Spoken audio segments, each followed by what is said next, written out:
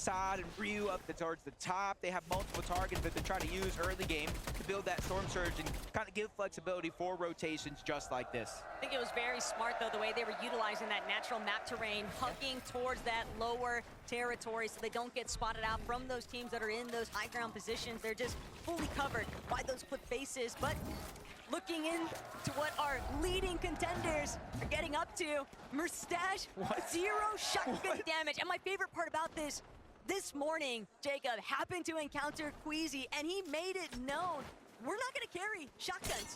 We are running ARs, we are running the Wrecker revolvers, and you know what?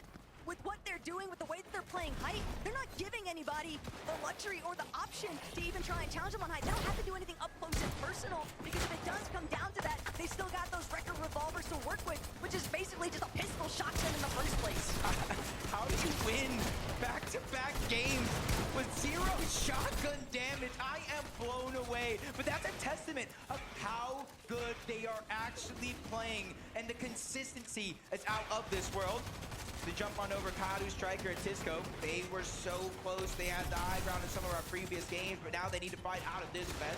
Prodoxy, Pablo, and Chino, they're the ones on the other side. They're the ones that are putting down that pressure and not really backing down.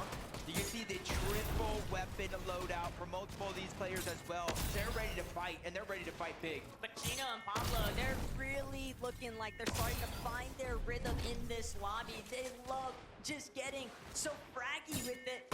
Gonna be a little bit of a hold, though, by Striker, Kadu, and Tisco, while Prodoxy takes this opportunity to heal back up. A little bit too pinched there, but Chino, he just keeps battering away at Kadu, Striker, and Tisco, and that knock now means a separate approach. Prodoxy on the flank, Chino and Pablo on the front side, and Striker doing what he can to try and hold things down, but the walls are just so difficult to break through. He's hoping to find some form of an edit, some kind of right side peek. Striker, though, no shield. Pablo, Chino, Prodoxy, they are fully in control of this. That is until Pablo realizes it's Curly and Cooper and Sweet right behind them. He doesn't have any options. They've just got to reconvene with each other.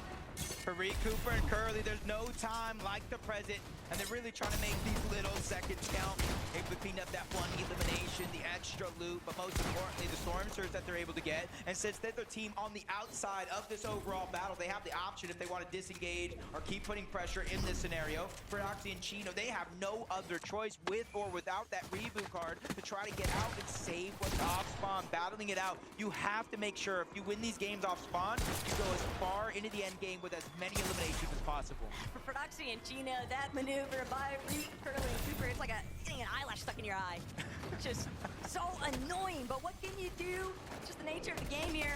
All the while, Blix, Higgs, Yamto, they've caught up now to Snowy, Dot, and Ryu, and they've got them on the ropes right now, but Ryu still looking to fight back. All of these international teams, they have not backed down even once throughout today's matches, Jacob, and they are coming with some big firepower. But Yamzo, the future, he's got to control the present right now, though. And with Clicks and Higgs right next to him, they need to find these eliminations. All of the surge would just be so impactful. Yeah, you can see both of these teams in a relatively tough spot, forced to crouch down if they're on the low ground. Beside Ryu, Snowy, they're trying to go for alert, surprise attack. They're getting into the box from 2 different directions, but the third party is in, and they run out of material. Sod is in a tough spot and continue to get tougher. Multiple players on that trio are out of materials overall, and Yamso finally dropping down. He's bringing the sun to a snowy day.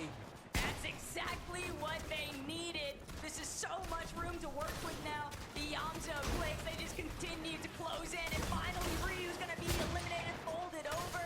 Almost 1900 damage above on that surge threshold, Jacob. Perfect placement for these guys to be now. Can they convert it to the end game win that they've been seeking all day long? Yeah, and you can see just like that with those eliminations, they move up into a top 5 spot on the leaderboard.